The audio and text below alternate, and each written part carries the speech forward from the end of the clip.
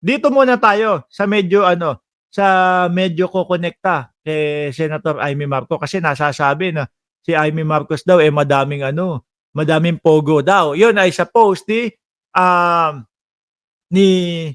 Pebbles Talakera. Yan nga ho ang iniisip, eh, 'no, kung bakit nasabi ni Ombudsman Remulla na baka isa siya doon sa magpapasko doon sa, um, doon sa Oblo. It's either yung bagman ni Amy Marcos daw, eh, magsasalita na, yan yung umuugong-ugong na mga balita, 'no, or yung, um, mga pogo dahil do'n sa mga pogo ni Amy Marcos. Ang pumapasok tuloy sa isip ko mga kababayan na kaya pala nagsasalita, nag-iingay si Amy Marcos, eh, dahil nga diyaan sa kumbaga laki ng kita sa pogo, eh, kapagka ikaw, eh, meron kang mga pogo, 'di ba? Ang laki ng kita diyaan, oh.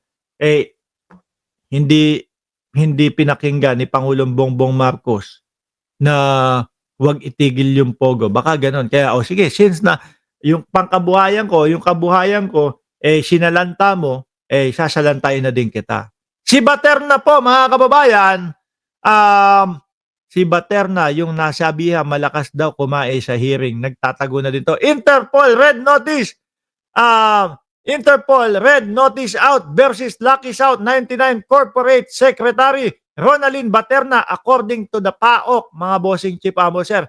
At idadagdag pa ho natin dito mga kababayan ha, yung si ano, pati po si ano, si Cassandra Leong. Oh, nagtatago na din ho yun mga boss. At ang sabi ng PAOK ay si um, Cassandra Leong ay nasa Japan na daw po. Huling namataan si Cassandra Leong sa Japan.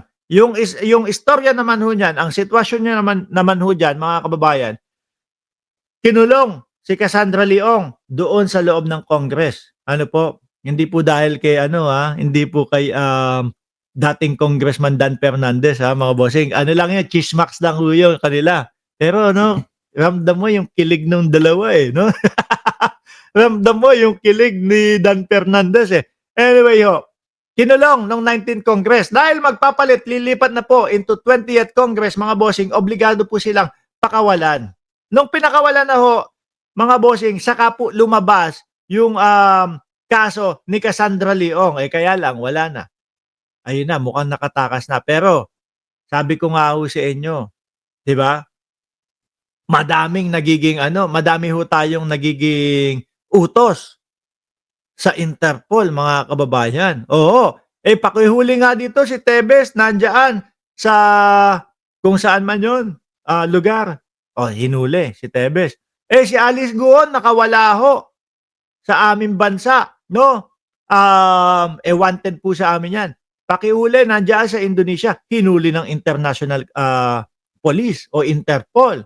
'Di ba? O ngayon, eto naman po mga kababayan, may utos na naman po tayo o may pakiusap na naman po tayo sa Interpol, mga boss chief amo sir.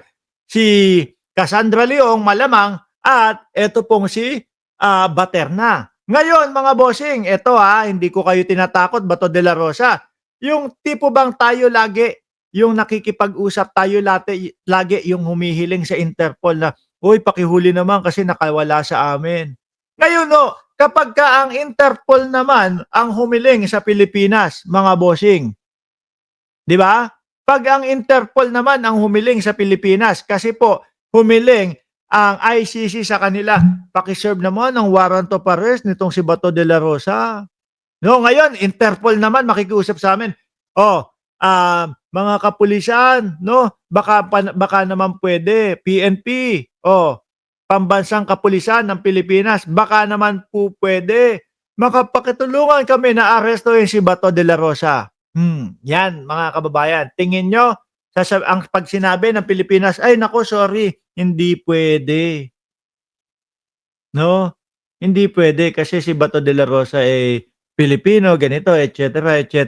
Ay, baka naman po pag tayo na yung humiling sa kanila, wala na. Eh, tayo yung mas madaming inihiling ho, mga kababayan. At, take note hindi po gobyerno ang tinakbuhan.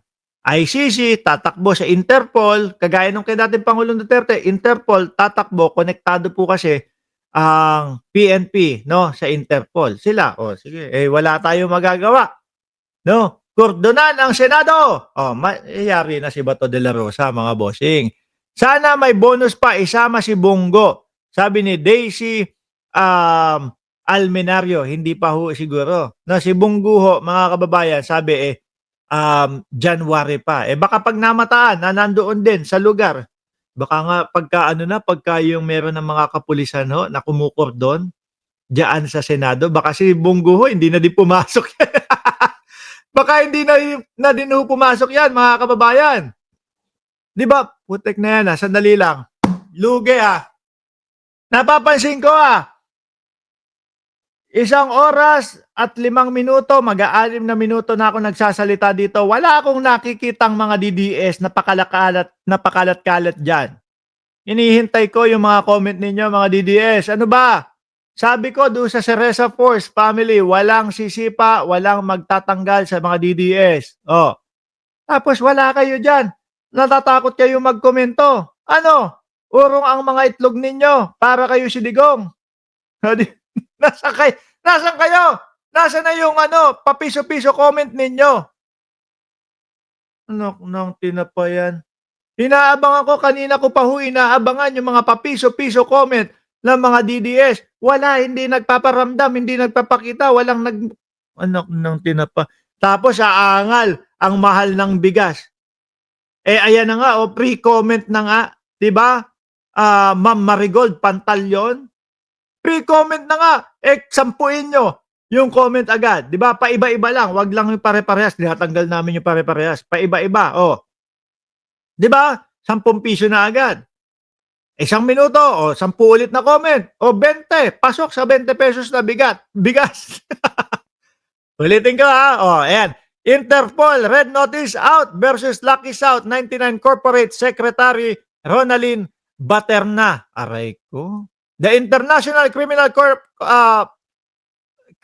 Police Organization or Interpol has issued a red notice against Ronalyn Baterna, documented corporate Secretary of Philippine Offshore Gaming o POGO firm Lucky South 99 according to the Presidential Anti-Organization Crime Commission. At isa pa ho mga bossing, no? Yan po si Alice Guo. Nasintensyahan na po habang buhay, reclusion perpetua ho mga boss, no? Reclusion perpetua na ano na po na nahatulan na. At ito ang hinahanap kasama nga po dito mga boss Chipamo sir, wala pong iba kundi si Cassandra Leong. Natatanggap ng ating bansa yung red notice nitong 13 ng Oktubre at natanggap ng aming opisina ng PAOK noong nakaraang linggo. Sabi dito, no?